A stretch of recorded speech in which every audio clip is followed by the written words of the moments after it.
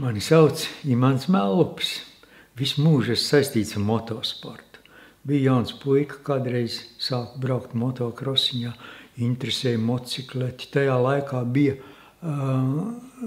ielas motocikleti. Viņus vajadzēja iztaisīt ātrākus kaut kā. Un tā no bērnu dienām man ir tāda nopietna interese, kā iztaisīt ātrāku motocikleti. Visu mūžu gandrīz es biju saistīts ar sacīkšu motocikletiem. Un sacīkšu motocikletus vajag, ja čoperi, teiksim, vajag iztaisīt smuku, tad sacīkšu motocikletu vajag iztaisīt ātru. Un tā visu laiku jārisina visādas tehniskas problēmas, kā varētu dabūt motocikletu ātrāku.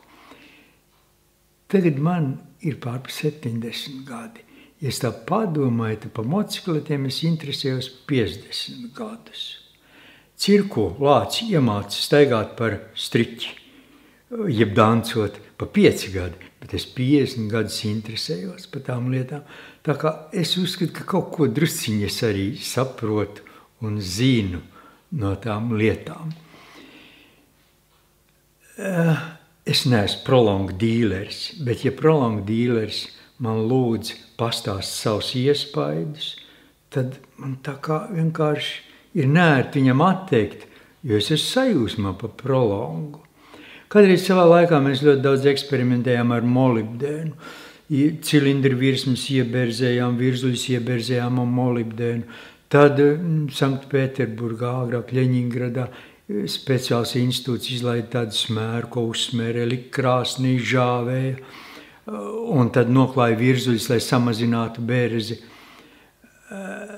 Tagad tas variants atkrīt, jo tagad jau rūpnieciski virzuļi tiek krāsotam ar molibdēnu, un tādas virzuļus mēs liekam iekšā. Lai samazinātu bērzi, tad tomēr kaut ko vajag izdomāt, un tā cilvēki ir izdomājuši labu smērvielu, piedeva eļļai prolonga. No tad sekmīgi jau labu laiciņu ar to prolongu darbojos. Ko es varu teikt? Sākums viss bija tas, ka dīleris demonstrēja, kā prolongs iespaido eļas plēvītes noturību, laikam tā būtu pareizi teikt. 2 metāla virsmas beržās, mēs eļojam viņus ar labāko eļu, kas mums bija pieejams motokrosā, tajā laikā Motul 300, un slogojot tās detaļas uzkarst, sāk kūpēt, eļas kārtiņi nodeg, eļļa aizbēg no tām detaļām, un tā virsma bojājās nopietni.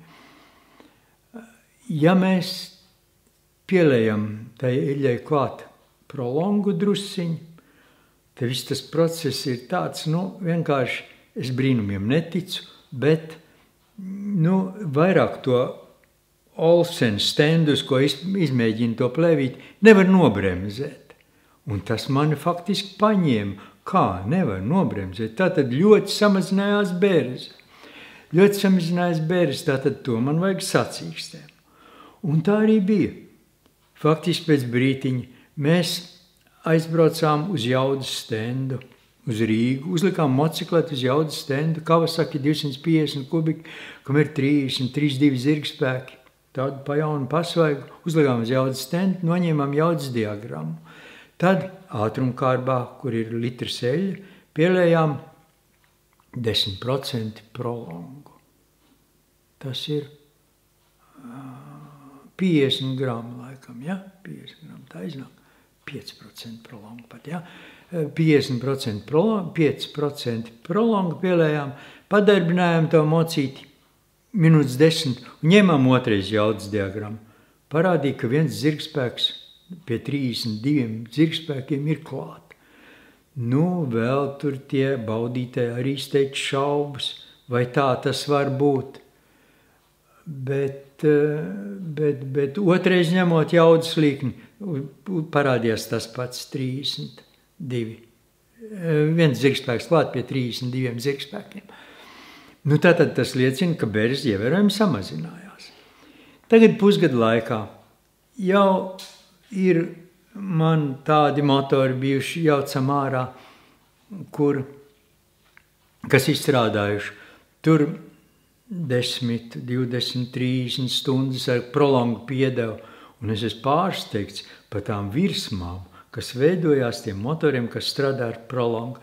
Kas ir noslogots, ļoti noslogots virsmas 4-taktu motocikletiem ir sadales vārps, tie kūleņi, kur stingra pederi tiek spiež otru metālu klāt un ceļ vārstu bīda vaļā, ja? Ceļ to kūleni, tas kūlenis ceļ vārstu vaļā un ļoti liela bērze. Ja normāli viss strādā tur, tad tas virsmas tomēr neizskatās tādas skaistas, smukas. Bet, ja ir prolonga, tad var apskaust, kāda tā virsma ir smuka, spīdīga. Tā.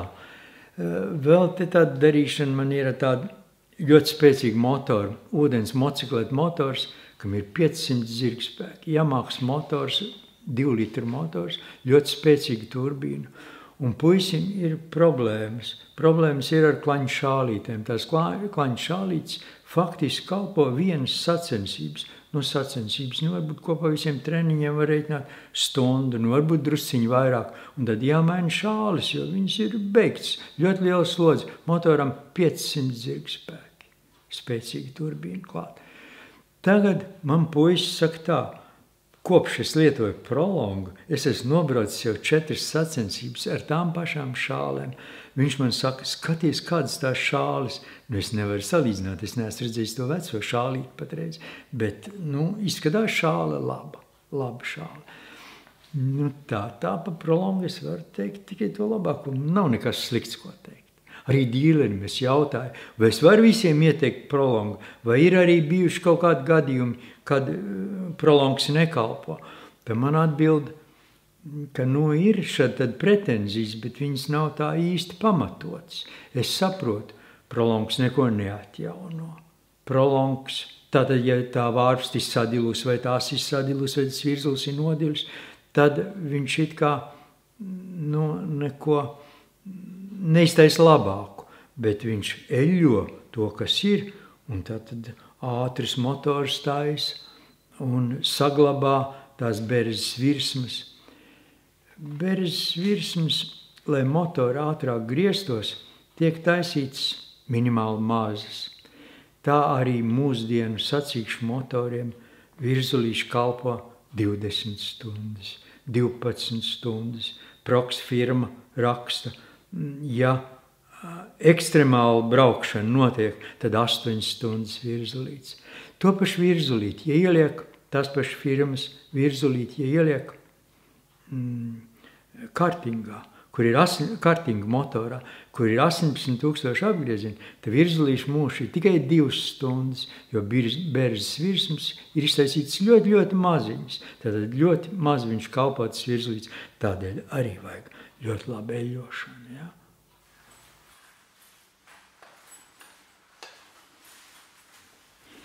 Es jums stāstīju par sacīkšu motoriem, bet viss tas attiecās arī uz tādiem ikdienas motoriem. Tur tāpat, lai ilgi kalpotu, tad vajag samazināt bērzi, lai būtu maz degvielas patēriņš, tad vajag viegli visam griezties.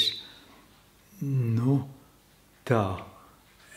Es esmu savā ikdienas lietojumā mašīnā BMW eļļai pielējis AFMT klāt ar domu, ka man viņš labāk strādās motors, kas man sagādā baudu, ka motors labi strādā. Un tie pirmie iespaidi ir tādi, ka pielēj tiešām viņš labāk strādā, bet tad paiet 2-3 dienas un liekas, ka tā viņam ir jāstrādā un viss ir ļoti pierasti. Tā kā es domāju, ka AFMT vajag liet visos motoros, kas griežās.